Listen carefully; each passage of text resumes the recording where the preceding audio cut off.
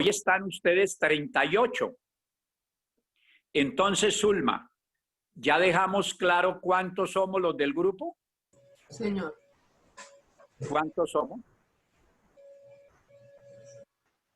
En la lista yo tengo 36 María personas. está conectada 2 veces al igual que Armando. ¿Perdón? Ana María está conectada 2 veces, por eso aparece una más. Ah, entonces por eso aparecemos 39 personas. Creo que... Ahí están las cuentas. 3 más 2, 36 más 2. Sí, porque Armando y Ana María aparecen 2 veces conectados. Entonces, pues, Ok. Ahora, vamos.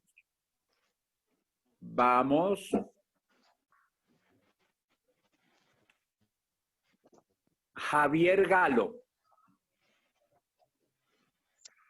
Doctor Ricaurte, muy buenos días.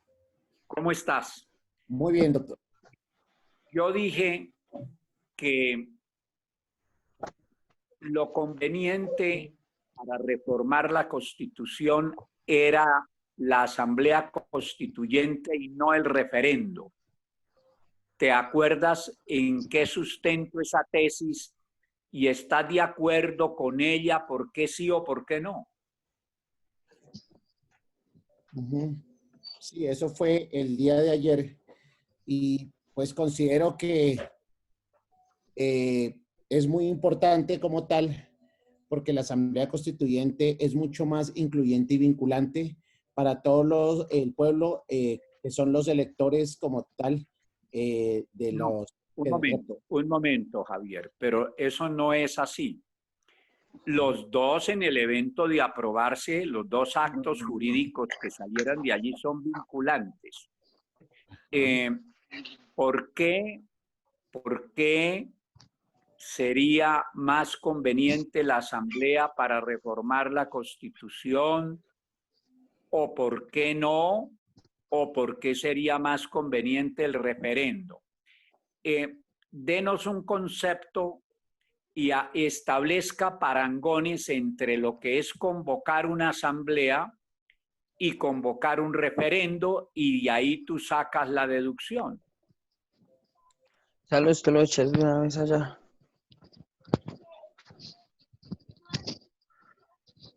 Pasémonos a otro tema, Javier. ¿Qué tema o temas tiene claros? No para mencionarlos, sino para decir algo de ellos en concreto. Pues, doctora, grosso ¿Ya modo, construiste tu concepto de derecho constitucional? sí, yo creería que sí, a grosso modo, por supuesto, sí. Sí tendría Pero que... un momentico. ¿A qué autor o autores ha ido para entender qué es el derecho constitucional? Porque yo todavía no les he dado mi concepto hasta que ustedes no tengan algunas bases y no los condicione con mi concepto, sino que ustedes ojalá se queden con un concepto distinto al mío. Pues básicamente he ampliado acerca de los conceptos, por ejemplo, que hay en cuanto a la política de algunos tratadistas, de George Bourdieu, de Max Weber, y los he estado estudiando, ¿cierto? Y analizando de acuerdo a los escritos que usted ha hecho en sus libros. Ah, bueno, pero entonces ahí te pasaste, ahí no es el concepto de derecho constitucional. Entonces todavía todavía no tengo construido mi concepto, todavía no tengo un concepto del derecho constitucional. Entonces, a ver, hable del tema o de los temas que tenga más claros, donde nos dé una clase. ¿Por qué les estoy preguntando así por ahora? No va a ser siempre así. Porque estamos comenzando y yo necesito que tengan algún tiempo para ir madurando estos conceptos. Por eso es que tienen que estudiar bastante desde el comienzo, porque si no el mes no les alcanza para, repito, ¿No te habías dado cuenta? hacer suyos estos conceptos, interiorizarlos. De modo que, ¿qué tienes completamente claro Me he hasta ahora, dado Javier? cuenta. De lo que más he estudiado es lo relacionado con la política. De la política le puedo decir que viene del vocablo griego polis o ciudad, que la política directa e indirectamente se relaciona e influye en todas las materias y hechos de la vida, y que en el derecho constitucional hay muchos tratadistas al respecto, pero que solamente hay 2 o 3 en Colombia que lo toman a profundidad o que lo manejan a profundidad en el caso suyo y de otras 2 personas como tal. Que la política también se mueve esencialmente en torno al poder y que siempre el problema fundamental de la política o su epicentro ha sido la lucha del poder como tal por la paz. Que hay actores quienes la política... Estás leyendo, un momento. Estás leyendo, Javier. En un resumen. Ajá, bueno, pero entonces no, está bien que hagas el resumen, pero ahora actúa con tu cabeza y eso que está diciendo está bien, pero estabas leyendo. Hasta ahora, ¿qué tienes claro? Aclaro una cosa. En materia de derecho constitucional hay muchos autores muy buenos. Lo que pasa es que en constitucional general no. Me explico. Si ustedes van al libro de Vidal Perdomo de Derecho Constitucional, es muy bueno.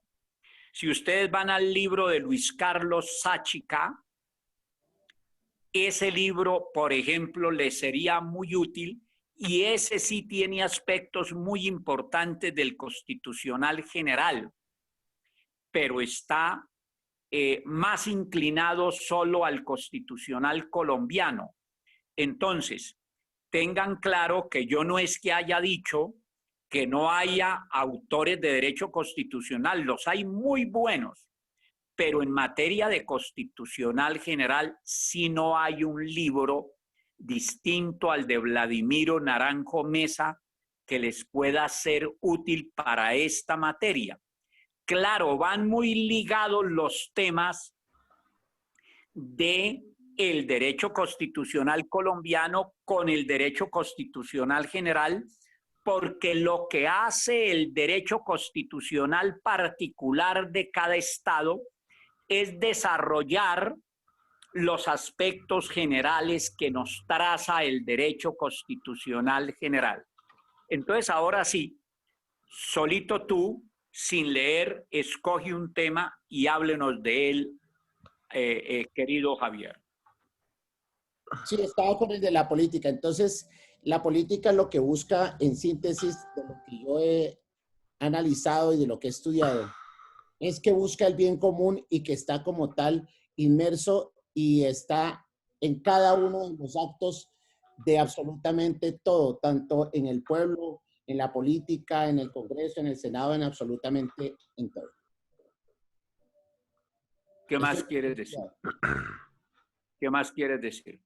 Y que la política es fundamental para todo el crecimiento y desarrollo como tal de una sociedad y de un Estado. Por ahora te voy a poner un 3. Perfecto, doctor. Jonathan. Doctor, ¿le puedo hacer una preguntita? Es una sugerencia de parte suya. Que usted, pues, Claro, de pronto usted ¿qué opina del maestro Ernesto Saad Velázquez? Es un autor, doctor. Él tiene constitucional colombiano. Ernesto Saad Velázquez. Velázquez. ¿Cómo titula su libro? Constitucional colombiano, también tiene constitucional general, tiene la historia de las épocas.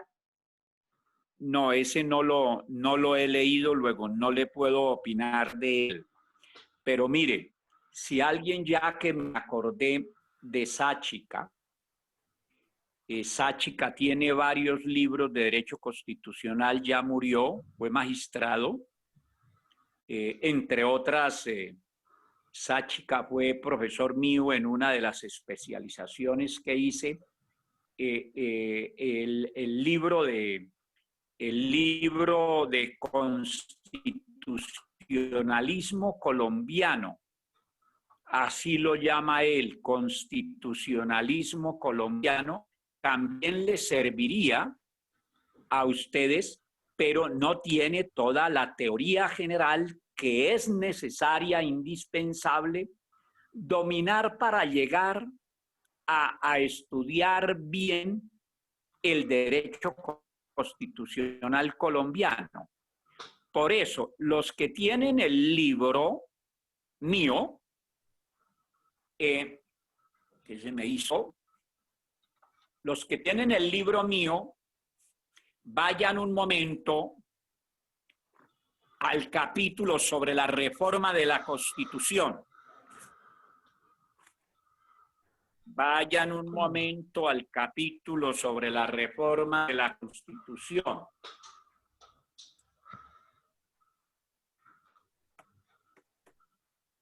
¿Por qué me muevo por aspectos de toda la materia? Porque ustedes ya tienen el panorama general de ella y yo expliqué ese panorama general. Entonces, si me voy a la reforma de la Constitución es porque ayer me preguntaron en ese sentido y de una vez respondí y de una vez vamos desarrollando ese tema que en el libro mío está. ¿Ya lo encontraron? Reforma de la Constitución formal. Sí, señor. Mire.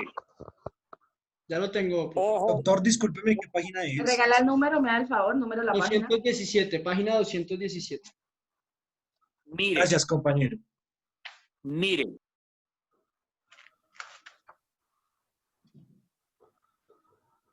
Es ¿por qué lo titulo la reforma de la Constitución formal?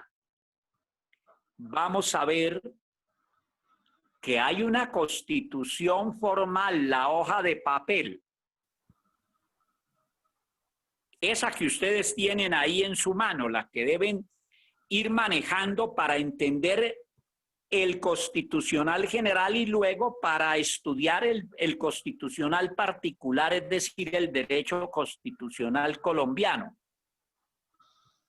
Entonces, la que se reforma mediante acto legislativo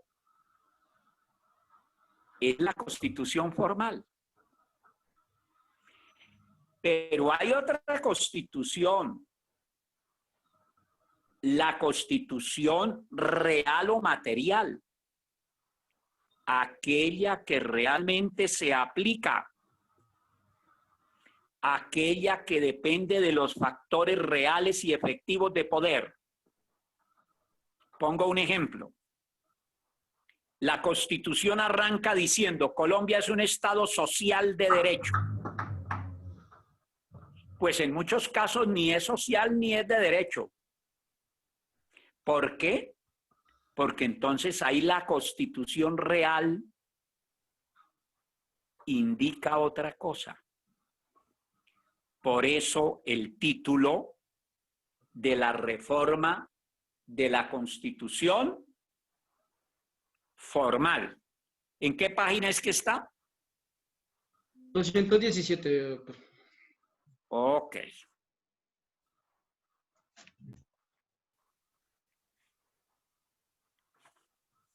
Esto que está aquí, ustedes deben devorárselo de una vez. Aquí o en otro libro. Aquí o en otro libro. Porque yo aquí les digo hasta donde alcance, pero eso se complementa con la lectura, con el estudio. Entonces, fíjense que como yo ya les di el panorama general, les dije, el orden va a ser los aspectos generales del derecho constitucional, que para esos aspectos generales todavía no he terminado de decirles muchas cosas porque necesito que tengan otras bases esenciales para que ustedes entiendan esto. Por ejemplo, si ustedes ya entendieron qué es la política, ya pueden deducir cuál es el objeto del derecho constitucional. El que me lo diga, le zampo un 5. ¿Cuál es el objeto del derecho constitucional? Hemos dicho que el Estado es un hecho ante todo político. Ya saben ustedes algo elemental, que el Congreso expide la ley. Ya saben algo elemental, que la Constitución se reforma mediante acto legislativo, referendo o asamblea constituyente.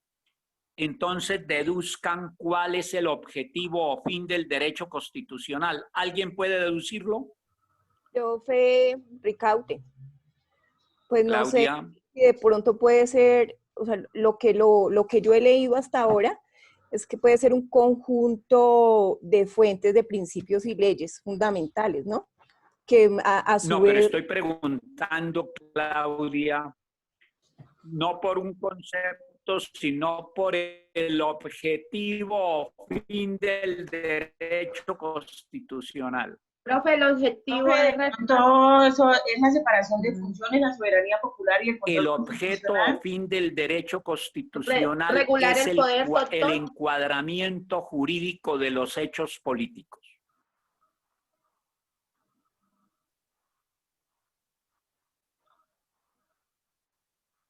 ¿Cómo? El de, no sé si es el de regular los poderes del Estado. El objetivo del derecho constitucional es el encuadramiento jurídico de los fenómenos políticos.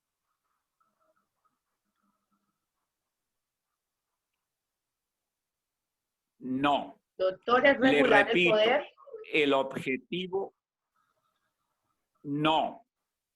El objetivo o fin del... Bueno, podría ser como consecuencia de lo que les estoy diciendo. A ver, explico por qué el objetivo o fin del derecho constitucional es el encuadramiento jurídico de los hechos políticos. Les dije que hay parte de la política que se juridifica y parte de la política que no se juridifica. Eso quiere decir que hay decisiones políticas que se llevan a norma jurídica. Entonces, ¿qué hace el derecho constitucional? ¿Cuál es el objeto del derecho constitucional? Llevar a norma, estudiar aquellas normas principales, porque las normas constitucionales son esenciales, son aquellas que constituyen, que crean. Entonces, por eso es que el objetivo o fin del derecho constitucional es el encuadramiento jurídico de los fenómenos políticos. Entonces van viendo ustedes cómo no es posible estudiar el derecho constitucional si estos temas básicos que estamos tocando, tratando, estudiando, no se tienen absolutamente claros. Entonces, si lo llevé al capítulo 9 de la reforma de la Constitución, esos articulitos del 374 en adelante van a ser entendidos bien y van a ser estudiados no exegéticamente los artículos, sino que ustedes van a tener la teoría a través de la cual hacen que el entendimiento sea completo. Leamos solamente por hoy la frase que coloco comenzando el capítulo. Donde aparece para estudiar el tema de la reforma. Sí, señor. Para estudiar el tema de la reforma de la Constitución es elemental, pero debe tenerse muy presente hay que partir de ella en razón a que es la que se enmienda, procurando por su permanencia y estabilidad si en verdad se trata de una carta política, no de una ley ordinaria, que las modificaciones no se realicen de manera permanente, como en Colombia. Para lograrlo, hay que hacerlas bien, pues de ellas depende en buena parte la vida del Estado y de la nación, por ende, de la población. Miren entonces, para que una constitución tenga estabilidad y durabilidad, debe reformarse. Pero si ya se reforma tanto como la colombiana, que ha sido reformada 55 veces, entonces las exageradas reformas también le quitan estabilidad y durabilidad a la Constitución. ¿Por qué llegamos nosotros a ese tema? Llegamos porque uno de ustedes, una niña, me preguntó y me dijo, usted habló de dos partes de la Constitución y habló de la parte orgánica y no se refirió a la parte dogmática. Entonces yo, al responderle la pregunta, les hablé de las 4 partes que tiene la Constitución, que tiene toda Constitución. Micrófonos, por favor.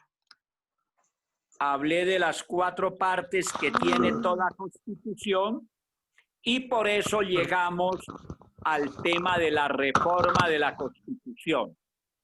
Con esto ustedes van avanzando entonces en el estudio de una de las partes de la Constitución. De una de las partes de la Constitución. Nos quedan pendientes por seguir avanzando más en las otras 3 partes, que son el preámbulo, la parte orgánica y la parte dogmática. En cuanto a esas partes de la Constitución, pues entonces van a encontrar el micrófono. Van a encontrar, perdón, por favor, perdón, profesor. El compañero Andrés, por favor, que apague el micrófono, gracias. En cuanto a las otras partes, van a encontrar que en el capítulo 7º toco el tema la Constitución de su naturaleza. Cuando se habla de la naturaleza de algo, es de qué es eso. Y aquí me refiero a la naturaleza de la Constitución y a la parte orgánica. Y luego en el siguiente capítulo, el 7º, la Constitución, de su historia a su interpretación. Entonces, como todo Estado tiene una Constitución, después de hablar del Estado y del constitucionalismo, el programa que tengo diseñado y que lo tengo plasmado en el libro va en ese orden. Muy bien. Entonces retomemos el orden en que vamos desarrollando con mayor amplitud los temas. El primero fue el de la política, el segundo, el referido al poder político, y el tercero es el referido al poder constituyente. Entonces, para estudiar el Estado y entenderlo a cabalidad, necesitamos entender la política, porque el Estado es ante todo un hecho político. Para entender el Estado es necesario estudiar el tema del poder, porque el Estado es ante todo una estructura institucionalizada de poder. Para entender el Estado hay que entender qué es el poder constituyente, porque el poder que crea el Estado y le da su constitución se llama constituyente primario. Y ese constituyente primario establece que su obra, es decir, la Constitución, debe ser actualizada, es decir, debe ser reformada. Y en consecuencia, el mismo constituyente primario establece cómo se reforma su Constitución. Por eso los constituyentes del 91, que fueron 74, establecieron en el título 13 cómo es que se reforma la Constitución. Y entonces ese poder que reforma la Constitución se llama poder constituyente primario. Digo mal. Se llama poder constituyente derivado. El poder que reforma la Constitución se llama poder constituyente derivado. Entonces, cuando el Congreso reforma la Constitución, actúa como poder constituyente derivado. Cuando el Congreso expide la ley, actúa como poder constituido. Cuando el pueblo reforma la Constitución, actúa como poder constituyente derivado. Cuando el pueblo expide una nueva Constitución, entonces actúa como poder constituyente primario. Cuando el pueblo expide una nueva Constitución, actúa como constituyente primario. Las decisiones de los poderes primario y derivado son ejecutadas por unos poderes que se llaman poderes constituidos. Esa es la síntesis del capítulo 3 que traigo en mi libro y que deben estudiar allí o en cualquier otro libro, pero estudiarlo de verdad. Entonces, la voluntad, ojo con estas palabras, la voluntad del constituyente primario y la voluntad del constituyente derivado son cumplidas, son desarrolladas, son ejecutadas por una cantidad muy grande de poderes. Y eso se llaman poderes constituidos. Entonces, el constituyente primario es un poder esencialmente político, no jurídico.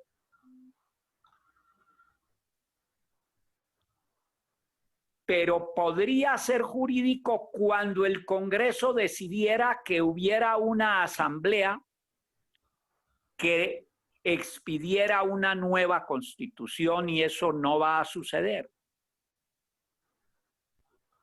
En cambio, ya el poder constituyente derivado sigue siendo un poder político, pero ya para reformar la Constitución tiene que hacerlo bajo las condiciones establecidas en la Constitución por el constituyente primario. Por eso es que en la Constitución está establecida la manera de reformar la Constitución.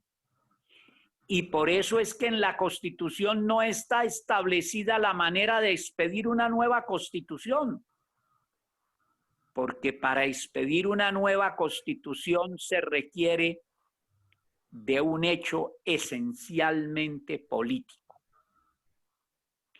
Y ya los poderes constituidos son poderes jurídicos que no pueden actuar sino bajo las competencias que le han sido establecidas. Y este tema, que incluso pocos profesores saben explicar, este tema es vital para toda su carrera, para el entendimiento del derecho. Entonces vamos a colocar unos ejemplos de poderes constituidos. Los hay por montones en la Constitución. Cuando el presidente de la República ejerce sus funciones, vayan al 189 de la Carta. Vayan un momento.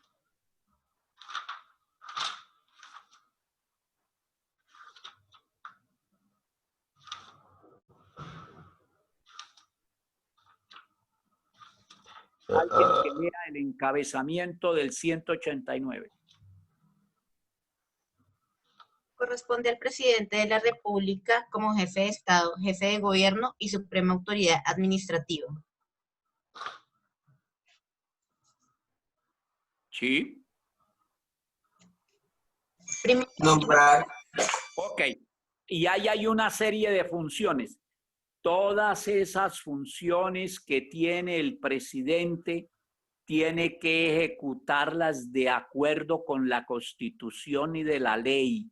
Entonces, las funciones del presidente son funciones regladas. No se puede separar de lo que le manda la Constitución y la ley, y por tanto el presidente representa un poder constituido. Los magistrados de las Cortes representan un poder constituido, los concejales tienen un poder constituido, los diputados, el Contralor General de la República, los personeros, Raimundo y todo el mundo, para utilizar un término popular, representan y tienen unos poderes constituidos. No se pueden salir de sus competencias previamente establecidas. Son poderes limitados, son poderes jurídicos. Los únicos que crean el derecho son el pueblo en ejercicio de su poder constituyente, el Congreso en ejercicio de su poder constituyente, derivado para reformar la Constitución, el pueblo en ejercicio de su poder constituyente derivado para reformar la Constitución a través de referendo o de asamblea constituyente. Y también crean el derecho, por supuesto, el Congreso no en ejercicio de función constituyente ya, sino en ejercicio de su función legislativa. Pero también el presidente puede crear derecho por facultades extraordinarias o en ejercicio de los poderes excepcionales en los estados de excepción. Artículos 212 a 215 de la Constitución, el estado de guerra, el estado de conmoción interior y el estado de emergencia económica, social y ecológica que ha sido decretada en 2 oportunidades a raíz de la pandemia.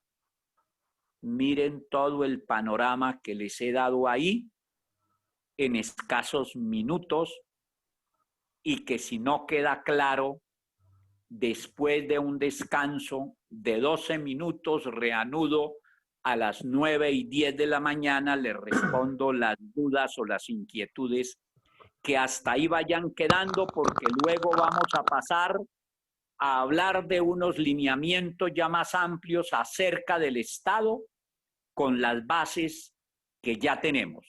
Ya nos vemos, mis queridos alumnos. Gracias, profesor.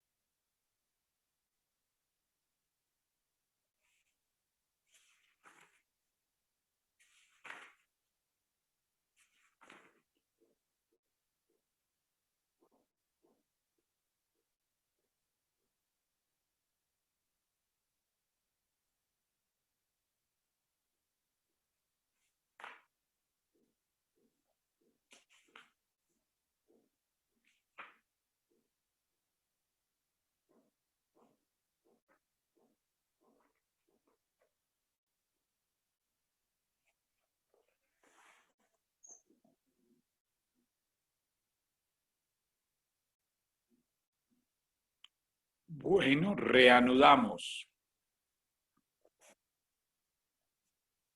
Antes de que empiece a hablarles un poco más, porque ya les he dicho algunas cosas del Estado, entonces hasta ahí inquietudes o dudas acerca de la política, el poder político, el poder constituyente y los temas que hasta ahora hemos abordado. Doctor, yo le quería hacer una pregunta.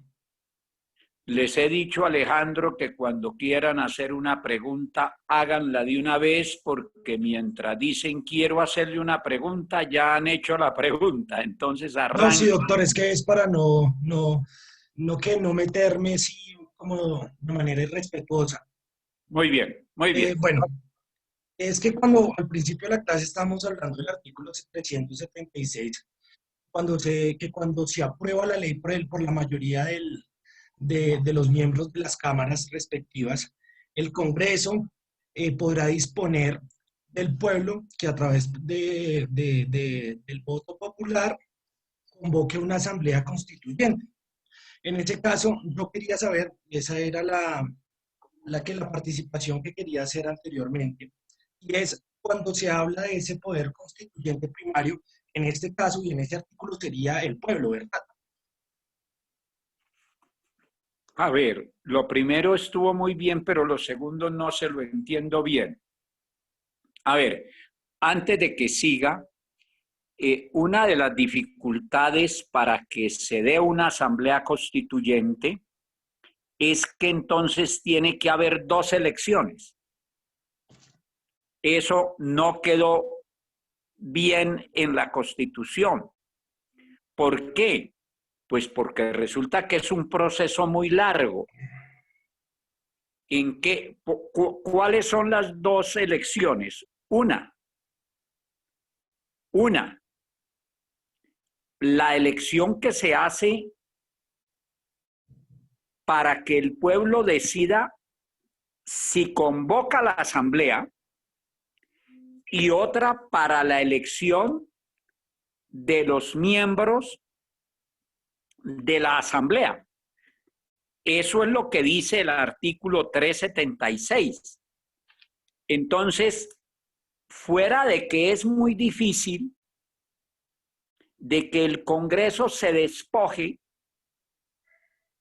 de su facultad de reformar la Constitución para que la haga el pueblo a través de una asamblea constituyente o de un referendo, existen unos poderes establecidos, unos poderes constituidos de los cuales les acabo de hablar ahora, y es muy difícil que esos poderes establecidos que tienen unos privilegios le den paso a una asamblea constituyente e incluso a un referendo. Por eso, no me acuerdo si en este libro o en otro de mis libros, creo que es en el de los errores del 91, yo digo que la asamblea, digo mal, que el pueblo debe tener la facultad de convocarse a sí mismo, vale decir, que no dependa de la voluntad del Congreso. Entonces pónganle un porcentaje elevado del censo electoral, pónganle el 15% o el 20% o incluso el 25%, algo así, que si estuvieran de acuerdo un porcentaje como alguno de esos, en que se convocara una asamblea, el pueblo pudiera directamente convocarla. Porque si no, vamos a estar supeditados a la voluntad del Congreso y de los poderes constituidos. Pero hay algo más. Ustedes ya tienen que tener claro que el Congreso tiene dos tipos, el Congreso colombiano tiene dos tipos de facultades normativas. Ojo con eso, que es muy simple pero muy importante. El Congreso tiene dos facultades normativas. Una, la de reformar la Constitución y entonces actúa como constituyente derivado. Dos, la de expedir la ley y actúa como poder constituido. Pues el Congreso no debiera tener la facultad de reformar la Constitución. Porque, ¿qué pasa? El mismo organismo que desarrolla el contenido de la Constitución a través de la ley es el mismo que determina las bases sobre las cuales debe expedir la ley. ¿Eso queda claro? ¿Puede repetir el último? Qué pena, que no lo entendí. El primero, reforma de la Constitución, que es por del derivado, y el segundo. Como poder constituido cuando expide la ley. Entonces no es conveniente que el mismo poder, es decir, el mismo Congreso, tenga la potestad de reformar la Constitución, porque entonces él mismo determina las bases sobre las cuales va a expedir la ley. Entonces la Asamblea Constituyente debiera ser, y el referendo debieran ser, los mecanismos más adecuados, que más recomiendo para reformar la Constitución. Miren, y es tan complicado, es decir, lo digo en otros términos, es tan preocupante que el Congreso colombiano ha reformado esta Constitución 55 veces, ya les había dicho. Y lo peor es una cosa, que después de las 55 reformas no se han resuelto los problemas con que quedó la Constitución de 1991. Al contrario, esos problemas se han agravado.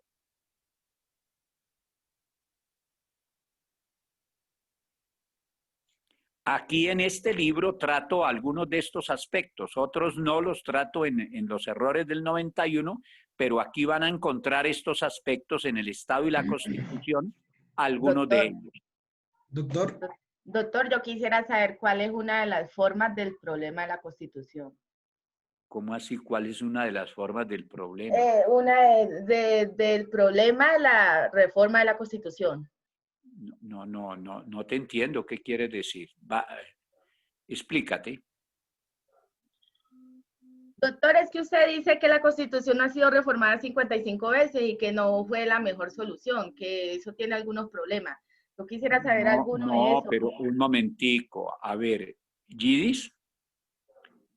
Sí, señor. Yidis, entienda bien, por favor, lo que yo digo, porque si no quedan tus ideas muy dispersas y veo que no ha entendido por lo menos parte de lo que yo he dicho.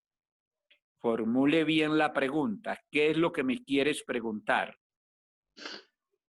O sea, usted no está de acuerdo con las reformas que se ha dado en la Constitución, ¿cierto, profesor? A ver. Claro que no, pero es que el tema es muy amplio porque han sido 55 reformas y la gran mayoría de las reformas no han tenido mayor razón de ser. Le voy a poner un ejemplo. Eso ustedes tendrán que profundizarlo en Constitucional colombiano. Pero yo insinué a la Asamblea Constituyente, siendo, por ejemplo, era yo en ese momento presidente del Consejo de Bogotá, y propuse que Bogotá se llamara Santa Fe de Bogotá. Y así se aprobó en la Asamblea. Bogotá se llamó Santa Fe de Bogotá. ¿Qué buscaba con eso?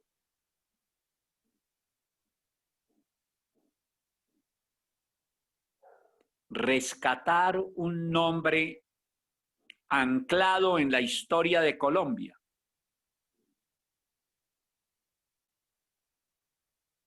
Además expresivo, bonito.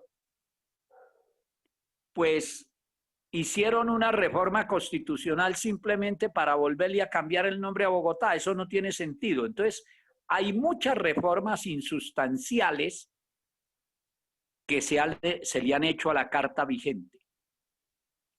Y las que tienen que ver con los problemas cruciales, esas no se han resuelto. Para yo responder sobre las 55 reformas, pues me gastaría el tiempo que va a durar este curso. Entonces, si alguien quiere saber qué pienso yo en ese sentido, en mi libro Los errores del 91, la Constitución descuartizada, Asamblea Constituyente, toco ese tema. Pero si no se han leído y si no se van a leer el del Estado y la Constitución, que es un libro pequeño, menos se leerían 500 páginas donde yo sintetizo esas 55 reformas. Como parámetro general, le reitero que después de las 55 reformas que se le han introducido, los problemas no se han resuelto, sino que se han agravado. Eso lo van a entender, lo entenderían, o lo pueden entender en su curso de Constitucional Colombiano, cuando ustedes se dediquen específicamente con base en esta materia del Constitucional General a estudiar el Constitucional particular, es decir, el derecho constitucional colombiano. La última pregunta. Dime. En este caso, cuando nos referimos a ese poder constituyente primario, ¿siempre va a ser el pueblo como tal? A ver, si el constituyente primario es el pueblo, pero el pueblo delega. Entonces, los constituyentes de 1991 hicieron las veces de constituyente primario, pero por delegación del pueblo que los eligió.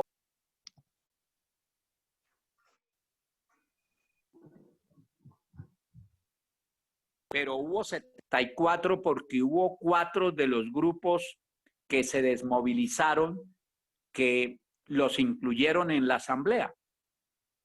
Entonces, siempre que el pueblo actúa como constituyente primario, pues delega en alguien, en unas personas que elige para que actúen en su nombre. Ejemplo, lo que sucedió en 1991. Ahora bien, ustedes, por eso es que deben estudiarse por ahora, estudiarse, no leerse, el capítulo 20, que tiene 4 páginas, de la justicia al servicio de la política. Digo no el 20, el 2. ¿Por qué? Porque allí explico algo que es bien importante. La Asamblea Constituyente de 1991 no era constituyente. Se llamaba Asamblea Constitucional. ¿Por qué? Porque tenía el propósito solo de reformar la Constitución y no de expedir una nueva. Ojo, repito, tenía el propósito, fue elegida para reformar la Constitución y no para expedir una nueva. Por eso ahí hubo un golpe de Estado. Uno de los 5 golpes de Estado.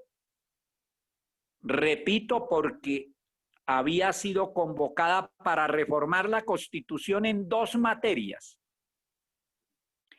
La administración de justicia y el régimen departamental y municipal. Y terminó expidiendo una nueva Constitución. Entonces vayan viendo ustedes que yo recomiendo mis libros no porque sean mis libros, sino porque ahí están los temas básicos de esta materia. Y el problema es que el tema de los 5 golpes de Estado sí no lo van a encontrar en ningún otro libro, sino en el mío. Por eso el que me diga, mire, como ningún otro autor se refiere a 5 golpes de Estado en el proceso que dio lugar a la expedición de la Constitución, usted está equivocado. Le zampo un 5 si me da los argumentos, porque es que el debate con mis alumnos es vital.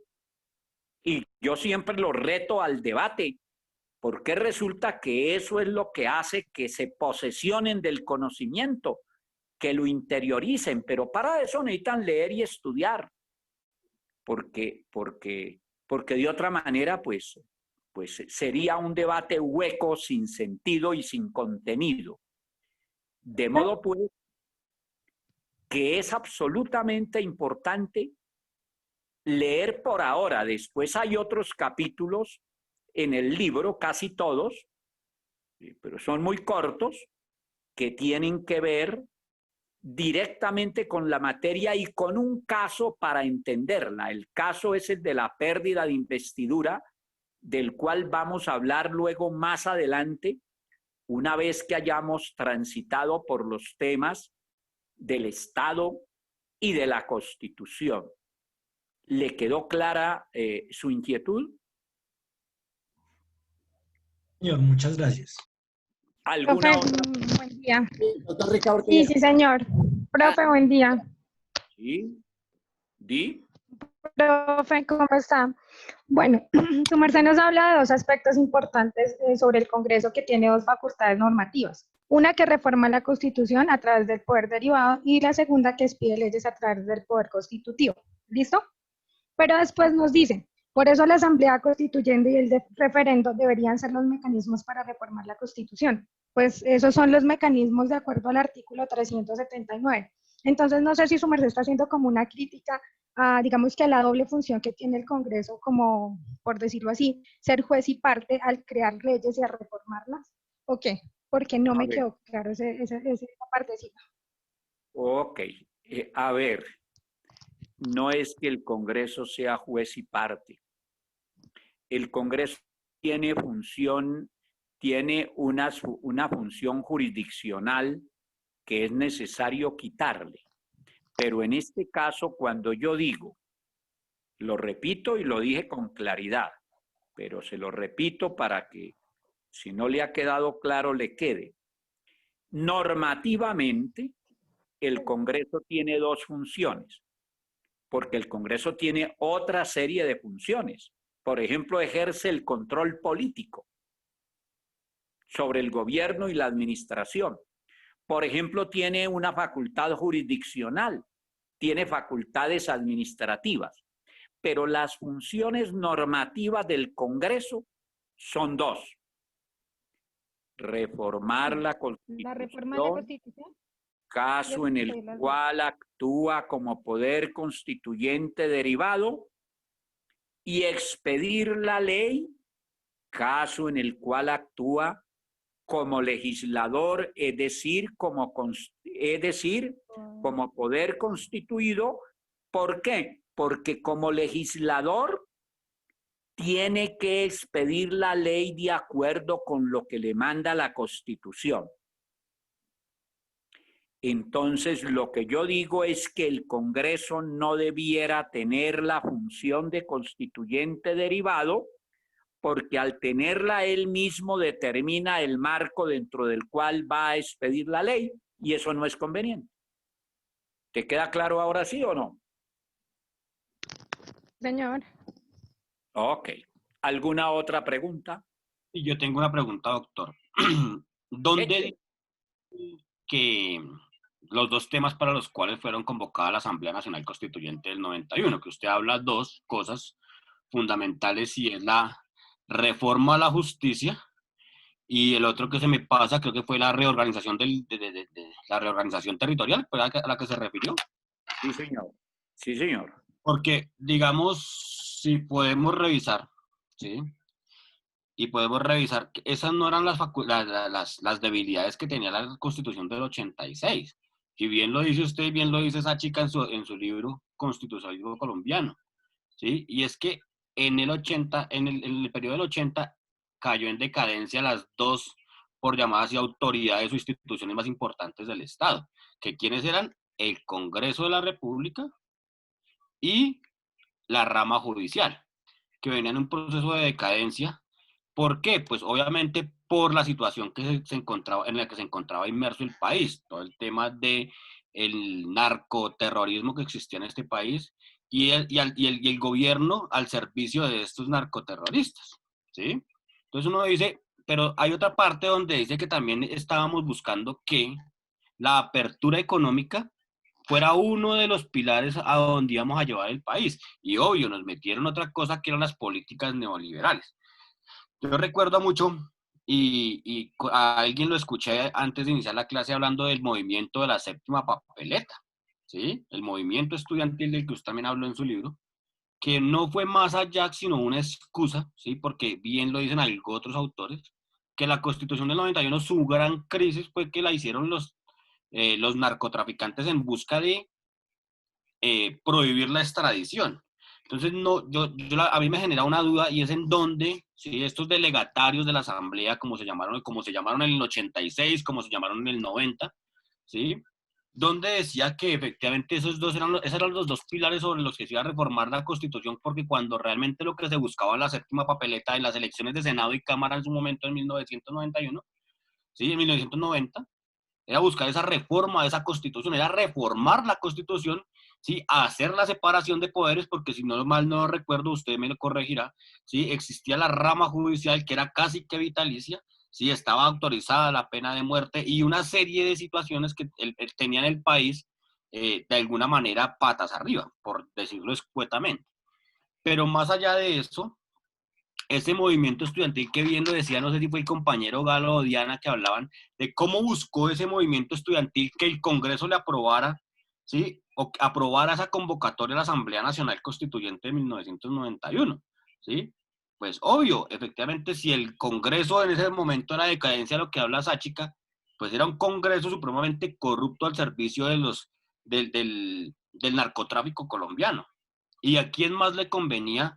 Que creería a mi juicio, ¿sí? Pues fue uno de los errores efectivamente en esa Constitución del 91, pero con muchas más virtudes, ¿sí? El nacimiento de la Corte Constitucional, hablar de la dignidad humana en la Constitución del 91 creo que ha sido de los aciertos más grandes que ha tenido este país. Obvio, con muchas dificultades como cualquiera, porque no existe constitución alguna que sea perfecta. Pero usted, por ejemplo, ayer hablaba de que nos llevaran no a un Estado unitario, sino a un Estado regionalista. O sea, su merced, y vuelvo y le repito con el mayor de los respetos, o sea, invitar nuevamente al centralismo y estar en contra de la descentralización regional, de la descentralización departamental, a volver a una centralización regional, pues a mí me parecería que en mi juicio, y con mi poco conocimiento, lo que iríamos es a un retroceso, ¿sí? En el escenario administrativo y en el escenario, digamos, de la igualdad. Si hoy por hoy, 20 años después de la Constitución, tenemos desigualdades en los departamentos, ¿sí? No me imaginaría yo, si nos volviéramos o nos volcáramos a un escenario regional, pues las desigualdades serían supremamente más amplias, ¿sí? ¿Por qué? ¿Y por qué lo digo? Porque de alguna manera esa distribución económica, esa distribución de territorio, esa distribución de alguna manera al pueblo colombiano, como bien lo decía el compañero Alejandro, al constituyente primario, ¿sí? Pues le sería, digamos, de alguna manera más benéfico que no un escenario regional. ¿Sí? ¿Por qué lo digo? Bien lo dice la Constitución, que, donde lo hablaba la compañera Gidis. No es que se reúna todos los 10 congresistas, los concejales más los diputados, no, es que son partes diferentes. Hace parte que efectivamente lo dice el 376, ¿sí? 10 congresistas, un porcentaje de concejales, no son incluidos, Juan, no son los dos, es otra parte. Otro grupo que puede presentar esas reformas, esos proyectos de acto legislativo, ¿sí? O esas convocatorias a asambleas nacionales constituyentes. Yo tengo una pregunta. Obvio, el Congreso jamás va a permitir, ¿sí?, perder ese poder hegemónico que tiene en el país, actuando como constituyente derivado. ¿Y por qué es un constituyente derivado? Porque se deriva del constituyente primario. Porque yo soy el constituyente primario que lo elijo como representante. Entonces, yo creo que aquí hay primero que analizar y diferenciar entre lo que significa la política, la palabra política, a lo que significan los políticos, ¿sí? Que ese es digamos, de alguna manera, a donde hemos caído la gran mayoría de personas que nos dedicamos o que se dedican a este tipo de estudios del derecho, a confundir esos dos conceptos como tal. Nosotros deberíamos llamar como se deben llamar a las personas que elegimos como representantes. A los legisladores debemos decirles senadores o representantes, pero nosotros tenemos esa mala costumbre de llamarlos políticos, ¿sí? Y para cuando a uno le hablan de un escenario de la política, ¿sí? Cuando hablan del escenario de la política, pues efectivamente se genera un escozor totalmente amplio de todo lo que han venido haciendo esas personas que nosotros mismos elegimos como representantes. Entonces, bien dice usted, el poder político que tenemos nosotros. Claro, ese poder político es hasta donde nosotros somos conscientes. Señor. A ver, usted tiene ahí unas importantes ideas, pero tiene unos conceptos que ahí paso a paso los va mejorando. Lo primero es que no tiene claro el concepto de Estado regional. Vayan un momento, los que tienen el libro, a la página 140. A partir de la página 140, y ese tema veámoslo de una vez, yo explico lo de las formas de Estado. Las formas de Estado son 3. El Estado unitario, el Estado regional y el Estado federal. En cuanto al Estado unitario, hay un solo centro de impulsión político-administrativa, Ricardo. Es el caso colombiano, donde no hay ni regiones ni estados, sino que existe un solo Congreso para todo el territorio, existe un poder central, un ejecutivo central, y una rama del poder que operan en los 32 departamentos. De modo que allí sí es donde hay centralización, vale decir, el Estado unitario es sinónimo de centralismo, aunque en la Constitución del 91 se disminuyó el centralismo, el país siguió siendo centralista. Se disminuyó el centralismo, Ricardo y alumnos todos. ¿Por qué se disminuyó? Porque en el artículo 1 de la Constitución se le dio autonomía a las entidades territoriales. Pero ese artículo primero en ese sentido es desarrollado en el artículo 287, y esa descentralización es demasiado pequeña, demasiado limitada. Si usted va al 287, corrobora que esa descentralización fue demasiado limitada. Es solo administrativa. ¿Cómo? Básicamente es solo la descentralización administrativa de la que habla, ¿no?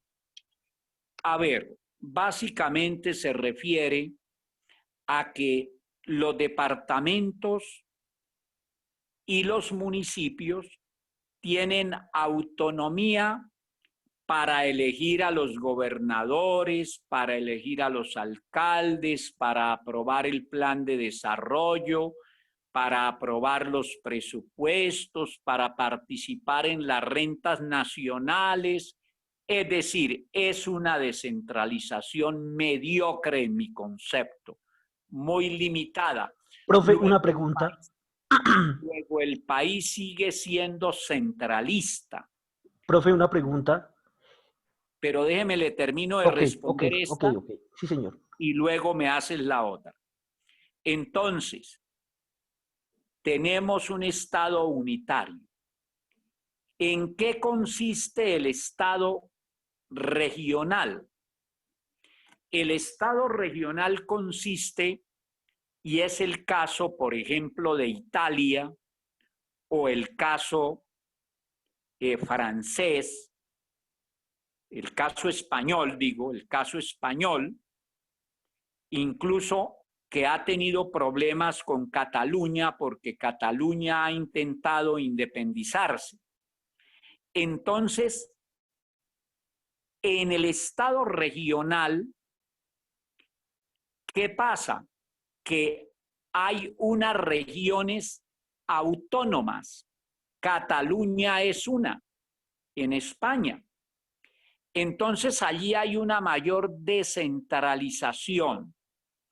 Y cosa similar sucede en el Estado federal, tipo Estados Unidos, tipo Alemania, donde hay una constitución federal y en Estados Unidos cada estado tiene su propia constitución, o sea que hay 51 constituciones. Entonces, allí sí hay una verdadera descentralización. Como nosotros tuvimos Estado federal y lo exageramos tanto que acabamos con la unidad nacional, entonces le tenemos temor al Estado federal y por eso yo propongo una especie de Estado intermedio, ni tanto que queme el santo, ni tanto que no lo alumbre, y por eso propongo un Estado regional. Y rápidamente les doy la visión de lo que pasó con el federalismo en Colombia, que es la forma de Estado más adecuada porque la descentralización entre las virtudes que tiene una grande, y es que cada cual se siente dueño de su propio destino y en consecuencia responde mejor por él. Cuando se dio la independencia, nosotros cometimos el error de establecer el Estado federal. Y entonces los españoles nos cogieron divididos. Y por la división que hubo, eso nos costó la Primera Guerra. Si hubiéramos estado unidos para defendernos frente a los españoles al comienzo, de pronto nos hubiéramos evitado la Primera Guerra que tuvimos en Colombia, que fue de 1810 a 1819, cuando se selló la independencia en la batalla de Boyacá. Allí hemos debido tener Estado unitario y esa era la tesis de Antonio Nariño. Luego de eso, mis queridos alumnos, creamos la Gran Colombia, que fue un hecho político muy importante y que unía a 5 repúblicas. Pero ahí cometimos otro error. En vez de ahí sí haber establecido el Estado federal para mantener la Gran Colombia, la Constitución de Cúcuta de 1821, que fue la de la Gran Colombia, era demasiado centralista y eso hizo que se acabara la Gran Colombia. Terminada la Gran Colombia, volvimos al Estado unitario hasta 1853. En la Constitución de ese año establecimos una Constitución que se llamaba de Centro Federal. Ahí empezó el federalismo, que fue hasta 1863, cuando lo exageramos tanto que acabamos con la unidad nacional. Una de las razones de la pérdida de Panamá, que ha sido la más grande pérdida que ha tenido Colombia, se debió no solamente a la guerra de los 1000 días, sino también a que la Constitución de Río Negro de 1863 le dio a cada estado la posibilidad de tener, por ejemplo, su propio ejército, y eso acabó con la unidad nacional. Por eso la Constitución anterior a la actual, la de 1886, arrancaba en el artículo primero diciendo: la nación colombiana se reconstituye en forma de república unitaria. Pues para salir de ese exagerado federalismo de la Constitución de Río Negro de 1863, establecimos un exagerado centralismo en la Constitución de 1886. Y esa Constitución, que duró 105 años, detuvo el desarrollo del país porque era demasiado centralista. Y en 1991 resolvimos el problema de manera tenue, porque establecimos una descentralización muy limitada. Ahí les he dado un panorama que resumo en mis libros y que les va a ser muy útil para entender el proceso constituyente y por tanto el proceso político colombiano, que ha sido de improvisaciones. De modo, mi querido Ricardo... ¿Por qué limitada? ¿Cómo? ¿Por qué limitada? Digamos, sabemos que tenemos una descentralización político-administrativa, pero ¿por qué, digamos, usted dice que es limitada? Ahí no me queda claro. Pero demasiado limitada. Vaya, leas el artículo 287. Ya lo había explicado.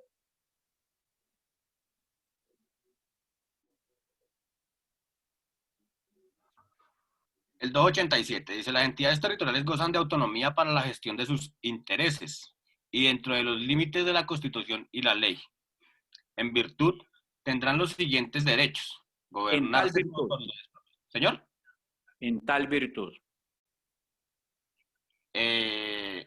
Dice: en tal virtud tendrán los siguientes derechos. Gobernarse por autoridades propias. Ejercer las competencias que les correspondan. Administrar los recursos y establecer los tributos necesarios para el cumplimiento de sus funciones y participar en las rentas nacionales. O sea, ¿qué otro tipo de libertad debió haber estado ahí para? No, de libertad no. Libertad no, para que sea tan limitada. O sea, cuando usted dice que es limitada, ¿es por qué? ¿A qué limitaron? ¿A qué fue lo que limitaron?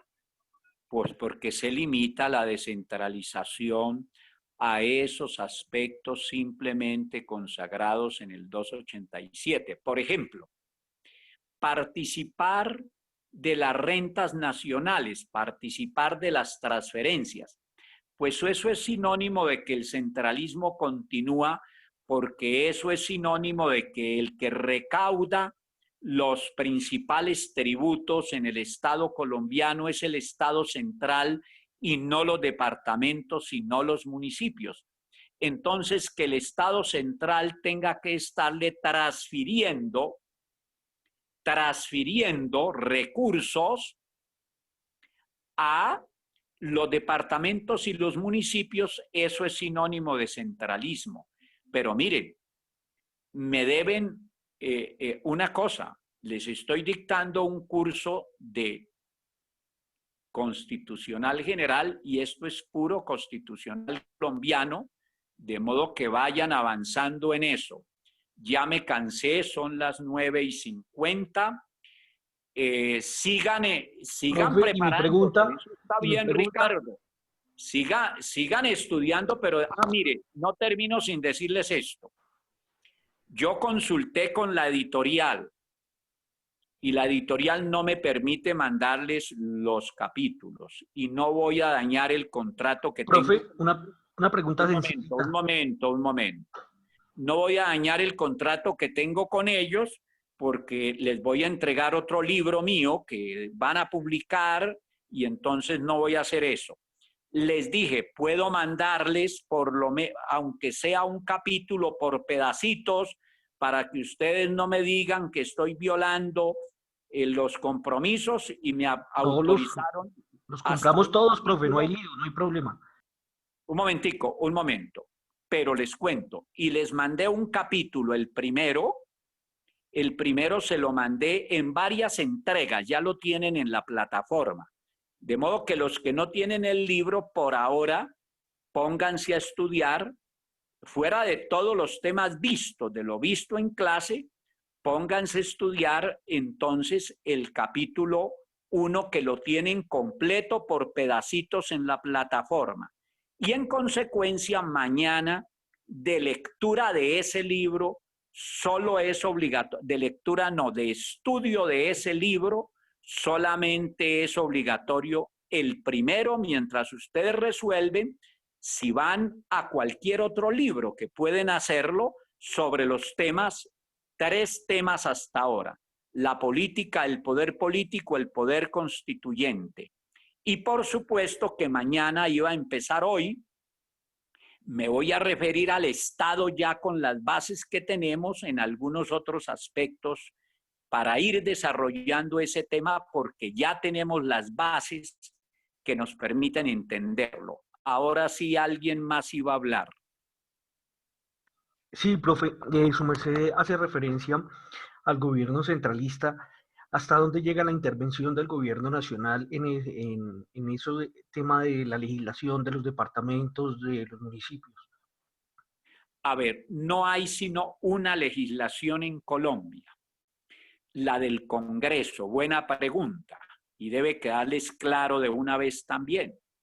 Y eso es puro constitucional colombiano, pero les hace entender esta teoría. Como se trata de un Estado unitario, es decir, centralizado, entonces no hay sino un solo poder legislativo, el del Congreso, que legisla para todo el territorio del Estado. Y es por eso que las asambleas que existen en los departamentos y los consejos que existen en los municipios no tienen facultades legislativas, tienen facultades administrativas y por eso la Constitución, revísenlo, en el título 11 de la Constitución, tiene solo facultades administrativas. Repito, las asambleas y los consejos son corporaciones político-administrativas porque en Colombia, por ser Estado unitario, es solo el Congreso el que expide la ley, con las excepciones que ya le dije esta mañana de que el Congreso puede darle facultades extraordinarias al presidente de la República para que expida decretos con fuerza de ley con base en facultades extraordinarias o con base en los estados de excepción de que tratan los artículos 212 a 215 de la Constitución colombiana. ¿Te queda claro? Ok, profe, gracias. 5. Muchas gracias. Muchas gracias. Y espero que usted me aprenda más y me supere para zamparle un 5 aplaudido. Nos vemos mañana, que le rinda. Gracias. Gracias. Gracias, buen día. Lo mismo. Avanzamos mucho hoy. Hasta luego, profesor. Muchas gracias. Avanzamos mucho hoy. Tienen mucho que estudiar y por tanto mucho para enriquecerse, que es lo importante.